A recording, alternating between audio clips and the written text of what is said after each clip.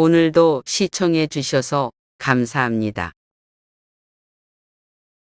나이가 들면서 느끼는 변화에 대해 이야기해 보겠습니다. 나이가 들면서 삶이 조금씩 변하는데 그중 하나는 더 많은 시간을 가지고도 심심해지는 경향이 있습니다. 미국에서 수행된 다양한 연구들을 살펴보면 중년 이상의 사람들 중 좋은 친구라고 소개되는 분들은 특정한 특징을 공유하는 것으로 나타났습니다. 그 특징으로는 배려, 연민, 나눔, 그리고 유머 등이 있습니다. 이런 가치들이 삶에 풍요로움을 더해주는 것으로 알려져 있죠. 마지막으로 이런 소중한 가치들을 소홀히 하지 않고 꾸준히 실천하는 것이 중요합니다. 중년에 들어서면서 친구들의 중요성에 대해 이야기해 보겠습니다. 이것은 간단한 이유로 설명할 수 있어요. 우선 우리는 건강이 나빠질 때가 있고 친구들도 가끔 아플 수 있습니다. 혹은 가끔은 친구 중에 떠나는 분들도 있죠. 하지만 실제로 중년 이후에 이런 일들이 생기기 시작하면서 퇴직 후에 만나지 않게 되거나 멀어지게 되기도 하고 질병이나 사망과 같은 상황을 통해 예전처럼 친구들과 소통하기가 어려워지는 경향이 있습니다. 이는 예전에는 상상조차 할 수 없었던 일이라고 생각합니다. 기억 속에서 지탱해주던 소중한 순간들이 사라져가고 동시에 친구들이 어떻게 변해갈지를 예측하기 어렵다는 현실을 마주하게 됩니다. 그렇다면 중년 시기에 어떻게 친구를 바라봐야 할까요? 또 친구들과 어떻게 소통해야 할까요? 최근에는 SNS를 통한 소통이 많아졌습니다. 특히 45세 이상의 분들은 평균 8개 이상의 단톡방에 참여하고 계시다고 합니다. 그 중에서 어떤 단톡방에서 주도적이고 인기 있는 친구가 되어 있는지 생각해 보면 나이가 믿음 안에 있는지 여부가 중요해집니다. 중년을 넘어가면서 친구는 두 가지 영역으로 나뉘게 될 것 같아요. 첫 번째로 생애 주기상에서 나타나는 친구와 두 번째로 지역을 중심으로 하는 친구에 대해 이야기해 보겠습니다. 생애 주기상에서 만나는 친구들은 어릴 때부터 함께 자란 친구들이거나 중고등학교 시절 동창들이 될 수 있습니다. 이들은 삶의 여러 단계를 함께하며 서로의 성장을 지켜봐왔던 친구들입니다. 이런 관점에서 보면 친구의 양적인 측면보다는 질적인 측면이 더욱 중요해집니다. 나중에는 경조사 등을 거치면서 친구 간의 관계가 분명하게 드러날 것입니다. 그리고 오는 친구들은 나를 위로하고 아끼며 사랑하며 서로에게 기대고 의지할 수 있는 진정한 우정을 형성하게 될 것입니다. 중년 이후에는 생애 중심의 친구뿐만 아니라 지역 중심의 친구도 중요하게 여겨져야 합니다.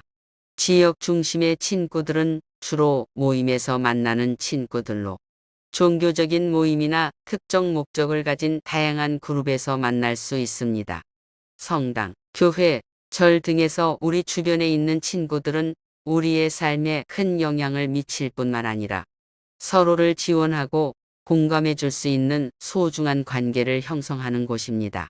이러한 지역 중심의 친구들도 중년 이후에 더욱 가치 있게 느껴질 것이며 서로의 삶을 더욱 풍요롭게 만들어 갈 수 있을 것입니다.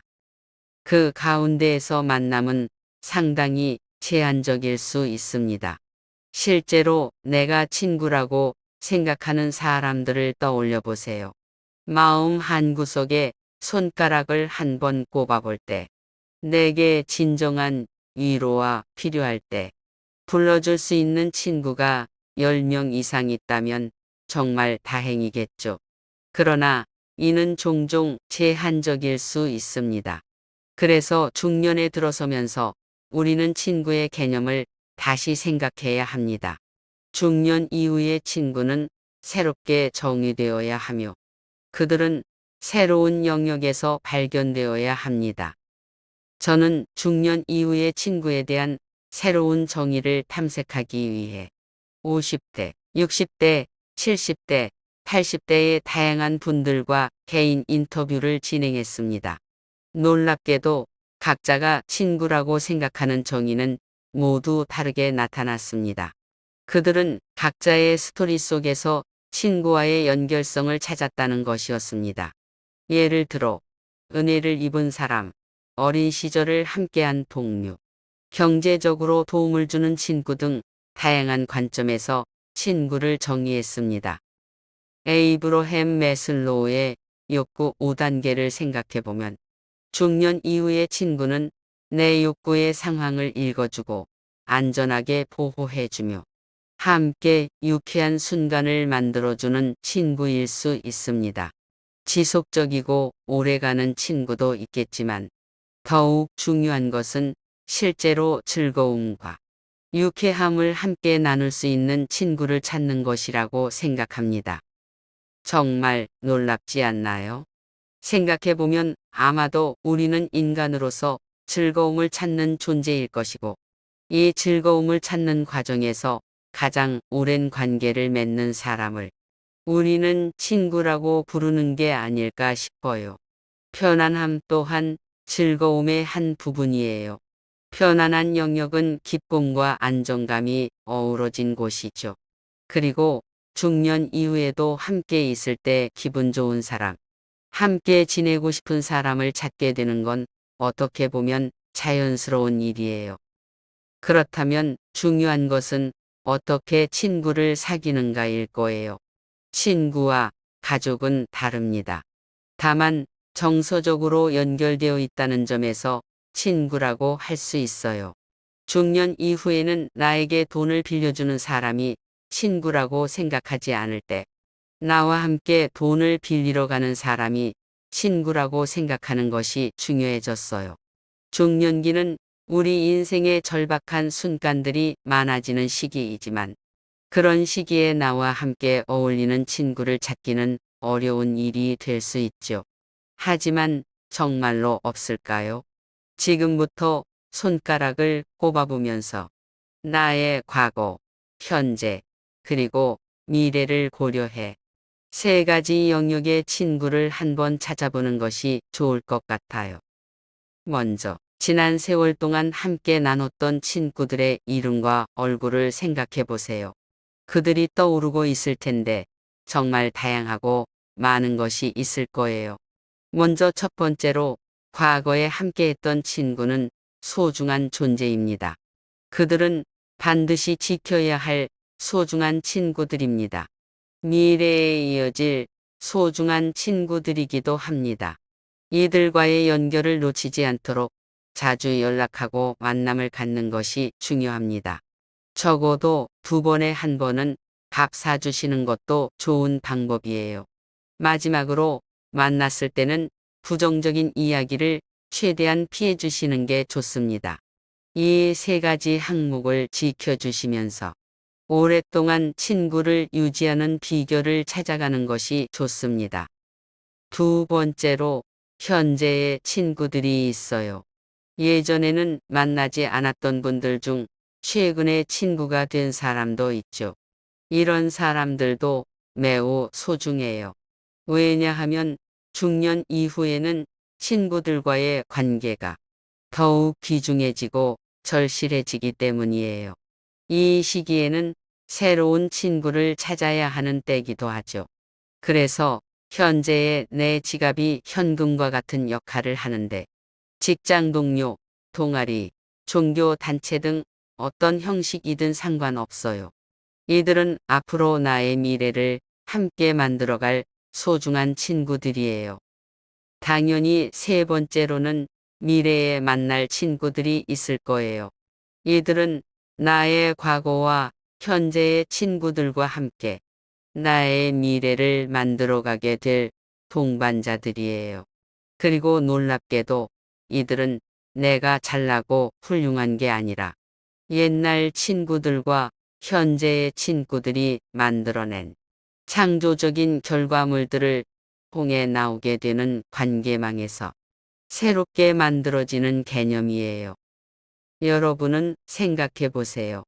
옛날 친구 한 편, 현재의 친구 한 편, 그리고 미래에 만날 친구 한 편.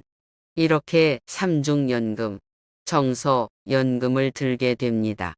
이게 정말 중요한 부분이에요. 내 과거의 친구들이 만들어내는 현재의 친구들이 만들어내는 두 번째 그리고 앞으로 만날 미래의 친구들이 만들어낼 세 번째 현이 있어야 우리는 연주가 가능하고 인생을 기쁘게 즐겁게 살아갈 수 있게 되는 겁니다. 말씀하신 대로 친구는 가족과는 결이 다릅니다.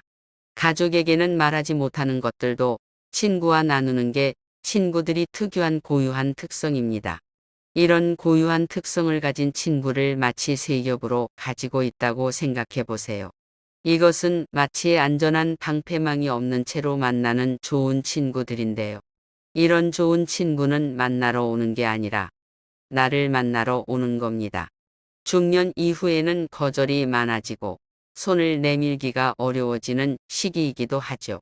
그래서 두려움이 있어서 전화번호를 넣었다 뺐다, 들었다 놨다 하는 일도 많아지는데 바로 중년 이후의 시기입니다. 이런 시기에 나를 만나주는 친구는 어쩌면 가장 좋은 친구일 수 있습니다. 그래서 이런 좋은 친구를 만났을 때 뭘 해야 할까요? 반드시 인증샷을 찍어야 해요. 요즘에는 우리나라 스마트폰 보급률이 98%이고 40대, 50대, 60대도 95%에서 97% 사이를 왔다 갔다 합니다. 그런 때에는 친구를 만날 때마다 사진을 찍어 보세요. 여러분은 아마 초등학교, 중학교, 고등학교 때의 앨범이 있을 거고 그때의 친구 얼굴을 보면서 얘기하곤 했죠.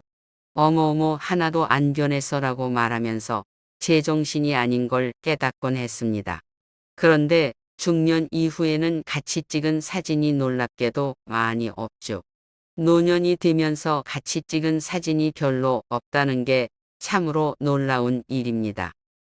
만날 때마다 사진을 찍는 것은 좋은 아이디어입니다. 또 다른 한 가지, 초대에 응하시는 게 중요하다고 말씀드리고 싶습니다. 어떤 어려운 일이 있어도 내 사과를 받아주는 친구는 정말 소중한 존재입니다.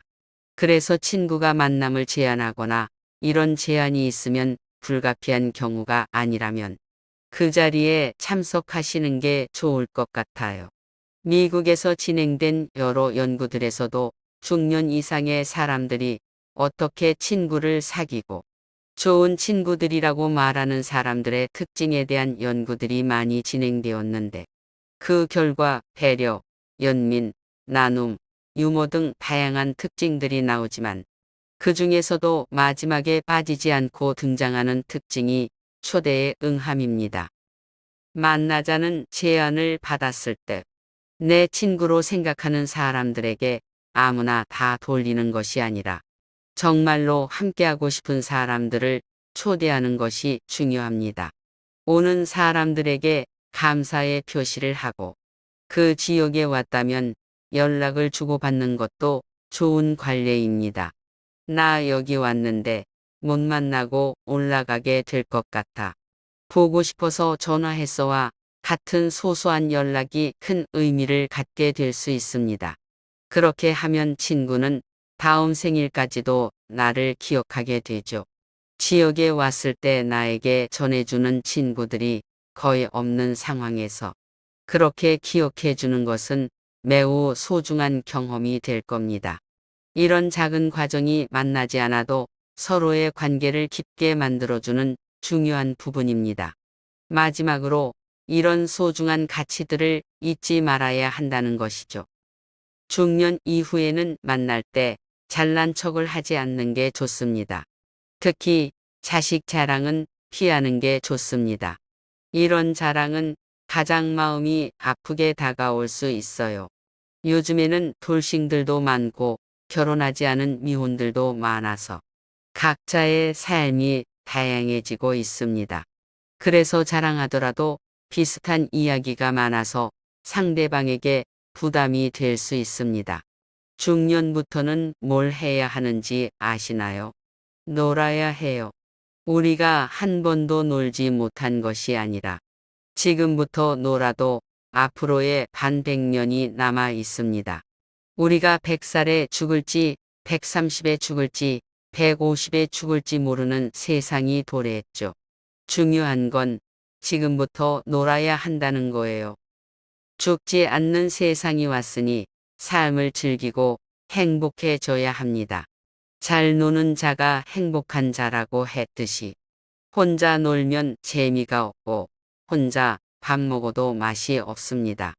친구와 함께 먹으면 더 맛있고 같이 놀면 더 즐겁고 함께 있는 순간이 큰 추억으로 남아요. 그러니까 좋은 친구가 만나야 한다는 것을 기억하시면 좋겠습니다. 감사합니다.